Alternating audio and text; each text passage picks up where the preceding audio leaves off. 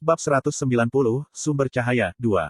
Jangan lupa like dan subscribe, agar kami makin semangat upload lebih banyak.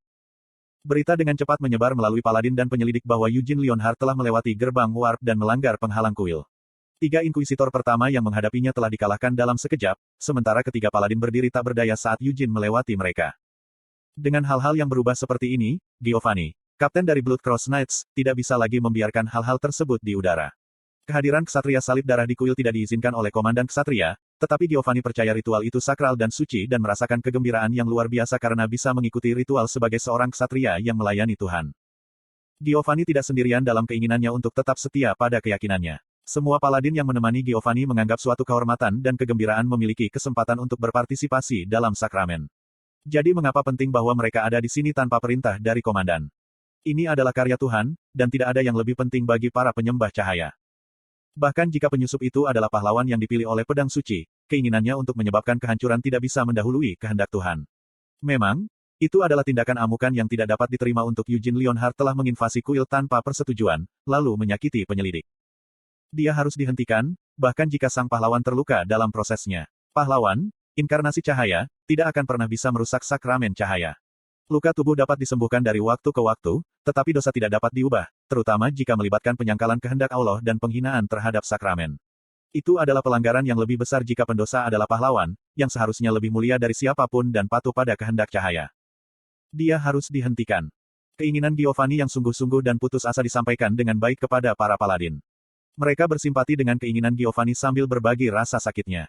Mereka harus menghentikan penyusup, bahkan jika dia adalah pahlawan. Tidak, dia harus dihentikan karena dia adalah pahlawan. Upacara tidak akan pernah bisa dikotori oleh pahlawan. Atarax memiliki pemikiran yang sama dengan Giovanni. Sejak awal, dia percaya untuk bertemu penyusup dengan kekuatan penuh. Dia seharusnya tidak pernah diizinkan menginjakan kaki di dalam penghalang. Penyesalannya mendorongnya untuk memberikan perintah kepada inkuisitor, mereka tidak dapat menahan diri. Mereka harus melupakan fakta bahwa mereka melawan sang pahlawan. Gelombang. Para paladin dan inkuisitor dapat bergerak tanpa halangan melalui kabut yang menyelimuti kuil. Mata mereka tidak disesatkan oleh kabut, yang berarti pencarian mereka seharusnya mudah, tapi mereka mengalami kesulitan. Mereka tidak dapat menemukan Eugene dimanapun, meskipun dia pasti telah memasuki penghalang. Ratusan paladin dan inkuisitor mencari reruntuhan dan hutan di sekitarnya secara menyeluruh, tetapi tidak satupun dari mereka berhasil menangkap bahkan aroma Eugene. Eugene menghilang seperti hantu setelah memasuki penghalang. Kemana kamu pergi? Bagaimana? Kelompok-kelompok itu secara alami terbagi begitu pesanan turun. Para paladin bertahan dengan rekan-rekan mereka, begitu pula para inkuisitor. Pertama-tama, mereka berasal dari organisasi yang berbeda, jadi mereka tidak terbiasa bekerja sama. Satu regu yang terdiri dari 10 paladin sedang mencari di pinggiran kuil, tempat yang berbatasan dengan penghalang. Bagi siapapun untuk mendapatkan kekebalan terhadap penipuan penghalang, mereka harus diberkati oleh Kardinal Rogeris. Tanpa restu, tidak mungkin mendekati candi, apalagi mata airnya. Tidak peduli berapa lama seseorang berkelana dalam kabut, mereka akan terus mengelilingi pinggiran. Untuk alasan ini, banyak paladin dikerahkan ke pinggiran. Sayangnya bagi para penyembah, Eugene juga sangat menyadari fakta ini. Para paladin merasakan sesuatu. Mereka sangat waspada, dan mereka bisa merasakan sesuatu perlahan merayapi mereka. Dan kemudian, mereka melihatnya. Hal yang mengganggu mereka adalah wajah mereka menegang, bibir mereka bergetar dalam doa, dan mereka beringsut lebih dekat satu sama lain. Paladin tidak memakai baju besi. Satu-satunya pengecualian adalah ketika Paus, agen cahaya, memberikan perintah untuk mempersiapkan perang suci. Tapi ritual ini bukanlah perang. Itu adalah peristiwa sakral cahaya, jadi apa perlunya memakai baju besi mereka? Setidaknya, itulah idenya, tapi sayangnya, mereka sangat membutuhkan armor mereka sekarang. Ke-10 paladin merasa seperti itu ketika berhadapan dengan energi ganas dan menyeramkan yang perlahan melumpuhkan indera mereka. Doa mereka memunculkan cahaya yang lebih kuat, dan cahaya itu melilit tubuh para paladin dalam bentuk armor. Itu adalah skill yang tersedia untuk semua Paladins of Eurus, Armor of Light.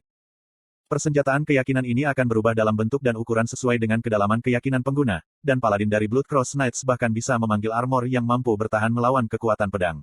Mereka bisa memblokir serangan dan sihir yang lebih kuat jika mereka membuat perisai cahaya. Dapat dikatakan bahwa Paladin dari Eurus dicirikan oleh pertahanan yang kuat dan tak tergoyahkan yang mereka banggakan. 10 paladin berpakaian ringan mengenakan helm mereka serempak. Mereka mengangkat perisai mereka dan menghunus pedang, dan cahaya berputar di sekitar pedang untuk mengubah senjata mereka menjadi tombak panjang. Mereka bersembunyi di balik perisai kebanggaan mereka dan menghubungkan mereka dalam barisan panjang. Tombak menjorok keluar dari celah, dan dinding cahaya selesai dalam sekejap.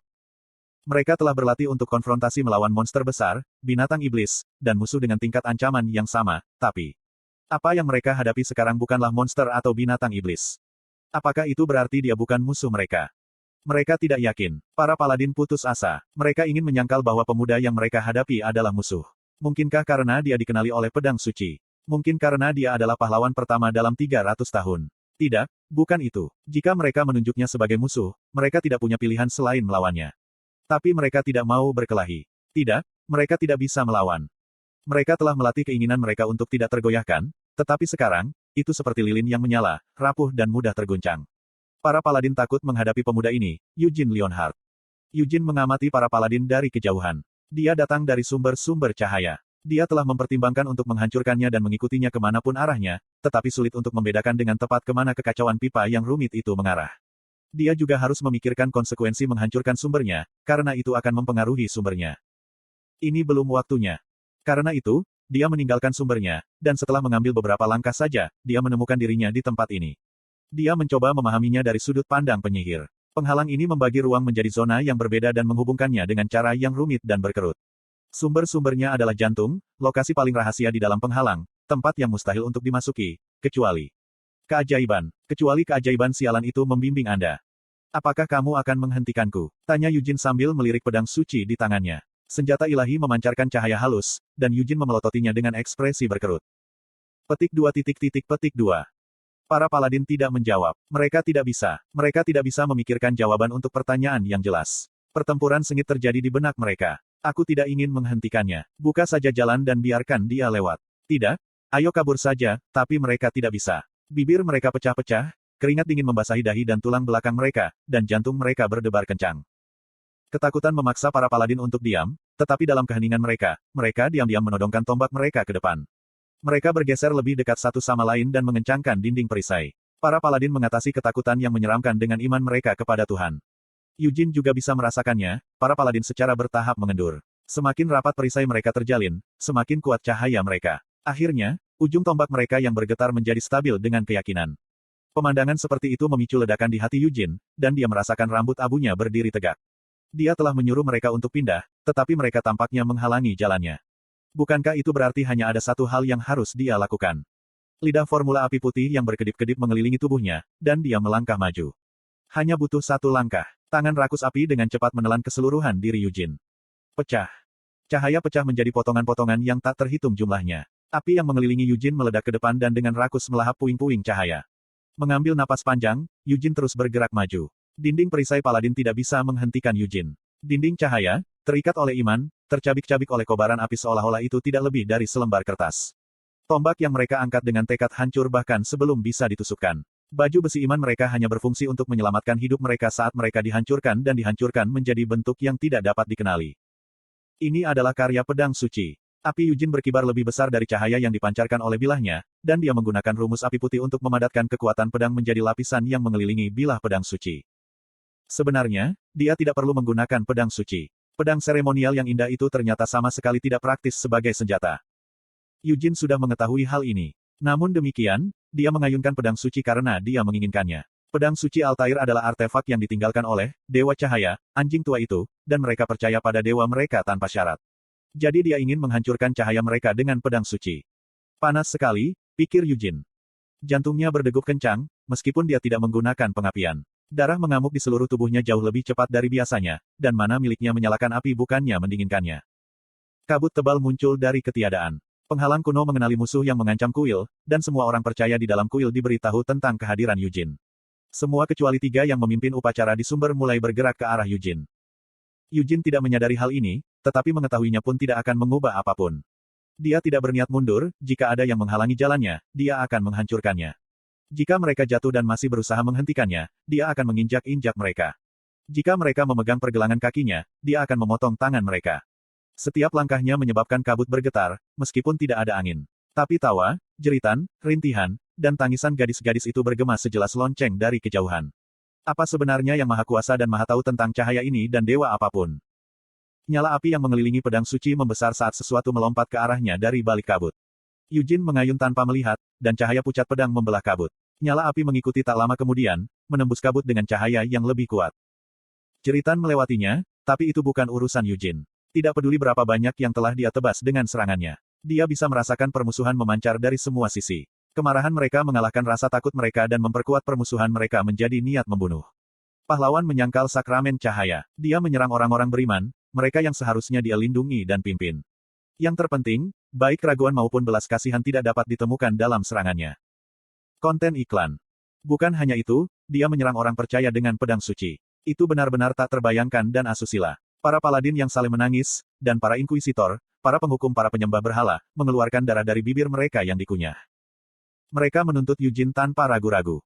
Kabut terus berdenyut. Tapi karena terlalu tebal, Yujin tidak bisa membedakan lawannya dengan jelas. Namun, dia bisa mencium bau darah dari balik kabut putih. Dia bisa mendengar nyanyian dan isak tangis mereka. "Kenapa kamu yang menangis?" serunya. Yujin memiliki banyak kartu di lengan bajunya. Dia memiliki Akasha dari Siena, dan dia memiliki harta Leon Hearts, Storm Sword Winnet, Thunderbolt Pernoa, Dragon Spear Harbos, dan Devouring Sword Asphalt. Dia memiliki pedang sinar bulan. Namun, dia tidak ingin menggunakan yang lain. Di sini dan sekarang, dia hanya akan menggunakan pedang suci. Dia akan menyangkal esensi mereka dengan pedang yang ditinggalkan oleh dewa yang mereka tangisi dan tangisi. Api Yujin terus berkobar. Dia terus maju dengan ekspresi galak dan sinis. Pedang dicambuk dengan setiap denyut kabut, lalu terdengar jeritan dan darah. Beberapa menghindari pedang dan bergegas masuk, tetapi mereka hanya menunda kematian mereka sedetik. Sepertinya dia berayun tanpa berpikir, tapi tidak ada yang bisa mendekatinya. Tidak ada yang bisa datang dengan tergesa-gesa tanpa mempersiapkan diri untuk dipotong. Bahkan jika mereka mempersiapkan diri dan mendekat dengan hati-hati, mereka akan dipotong. Ketidaksabaran sepertinya mendorong mereka maju, tetapi mereka disambut dengan pukulan yang menyayat hati. Formasi paladin terpaksa diubah karena pukulan yang terus-menerus, pendekatan yang tidak dipikirkan hanya berfungsi untuk mengurangi jumlah mereka. Namun demikian, paladin tidak bisa membiarkan Yujin melanjutkan jalannya. Lusinan paladin mengucapkan doa yang sama, dan armor cahaya yang melindungi tubuh mereka hancur sebelum menyelimuti seluruh formasi mereka. Fuosh! Sayap cahaya raksasa mengusir kabut saat mereka menyebar dengan penuh kemuliaan. Yujin menatap lurus ke arah mereka, memperhatikan akumulasi kekuatan yang disatukan oleh doa puluhan paladin. Iman berkumpul dengan doa dan membengkak tanpa henti. Meskipun matahari telah menghilang dan langit menjadi gelap, cahaya yang dipancarkan dari para paladin turun seperti matahari buatan. Sayap besar cahaya membumbung tinggi ke langit, dan doa para paladin semakin meningkat. Nyanyian mereka yang tinggi bergema seperti himne. Setelah naik cukup tinggi untuk menembus surga, sayapnya jatuh. Bulu cahaya yang tak terhitung jumlahnya mengalir ke arah Yujin seperti hujan meteor. Yujin memelototi pemandangan itu saat dia mengangkat pedangnya. Retak. Kekuatan tak berwujud mulai menekan Yujin. Para inkuisitor telah mengumpulkan doa-doa mereka selama nyanyian para paladin secara serempak. Kekuatan yang menekan Yujin berbeda dari penggunaan sihir pada umumnya, tetapi dia juga tidak bisa merasakan karakteristik unik dari sihir ilahi. Itu kemungkinan sihir kuno, sesuatu yang mirip dengan sihir darah. Ratusan tahun yang lalu, Kerajaan Suci telah mempelopori perburuan sihir, dan Inkuisitor Maleficarum sekarang memonopoli sihir yang sebelumnya mereka beri label sebagai ajaran sesat. Yujin bisa merasakan kekuatan penekan semakin kuat dari detik ke detik, dan itu tidak hanya mengikatnya secara fisik. Ikatan itu mengganggu aliran mana di dalam tubuhnya dan menetralisirnya sepenuhnya. Ejek Yujin sebelum meminta intinya berputar. Formula Ring Flame menyebabkan produksi mana miliknya meningkat secara eksplosif. Kieng. Cincin Agarot bereaksi terhadap ledakan mana Yujin dari jari manis kirinya. Cincin itu adalah peninggalan yang ditinggalkan oleh Dewa Perang kuno yang telah musnah. Meskipun wasiat Agarot tidak lagi bertahan di atas ring, wasiat tersebut dijiwai dengan semangat yang menyerupai temperamen mantan tuannya. Cincin Agarot mengenang tentang medan perang mitos saat bulu-bulu berjatuhan dari langit. Cincin tahu tugas yang harus dilakukannya pada saat-saat seperti ini. Rumbeli. Cincin Agarot membelai mana yang dicurahkan Yujin, dan kekuatan suci yang terkandung di dalam cincin itu semakin memperkuat mana. Lightning Flame menjadi terjalin dengan aliran mana. Semburan mana yang melonjak dari Yujin menyebabkan Inkuisitor kehilangan kendali. Meskipun akan sulit untuk menemukan sesuatu yang lebih unggul dalam hal mantra pengikat, dan lusinan penyelidik menggabungkan kekuatan mereka untuk menahan Yujin, yang terbaik yang bisa mereka lakukan adalah membatasi dia untuk sesaat. Saat ikatan mereka putus, bulu-bulu itu sudah bersentuhan dengan tubuh Yujin. Namun, bulu tersebut gagal melukai Yujin. Sebaliknya, api melonjak ke atas, membakar abis bulu-bulu yang mengamuk. Yujin mengangkat pedang suci di tengah kekacauan. Sesuatu yang aneh bercampur dengan mana yang dia kendalikan menggunakan Ring Flame formula. Itu berbeda dari api petir. Yujin merasa asing dan aneh, tapi bukan tidak mungkin untuk mengendalikannya juga. Kekuatan ilahi yang terkandung dalam cincin Agarot digabungkan dengan mana Yujin bukannya mengalir secara terpisah. Formula api putih dari hati singa. Pedang kosong naga. Retakan. Petir berputar di sekitar api yang menutupi pedang suci, dan petir menarik mana dari atmosfer kembali ke dalam api. Pedang kosong menyebabkan nyala pedang membengkak, lalu menyusut. Pedang kosong memadatkan mana yang tidak stabil dengan mengikatnya, lalu melapisi bilahnya dalam proses berulang. 1. Rumbeli. Perwujudan nyanyian Paladin berubah dari sayap cahaya menjadi pedang besar. Jelas bahwa bentuk kedua dari Injil mereka dapat dengan mudah menyapu musuh-musuhnya, serta siapapun di sekitarnya. Dengan demikian, Inkuisitor mundur ke sisi Paladin, lalu bergabung dalam doa untuk memberikan dukungan dengan kekuatan suci mereka. Pedang penghakiman memancarkan cahaya yang bahkan lebih cemerlang, dan Eugene mengencangkan cengkeramannya pada pedang suci sambil melihat ke atas. Cincin Agarot memancarkan cahaya suram. Retakan, retak. Lidah petir yang lebih tajam menembus nyala api. 2. Dua kali disempurnakan oleh The Empty Sword, api putih dan biru dari pedang itu menyebar sebagai bintik hitam. Pedang penghakiman mulai turun ke arah Eugene, dan nyala api menelan cahaya.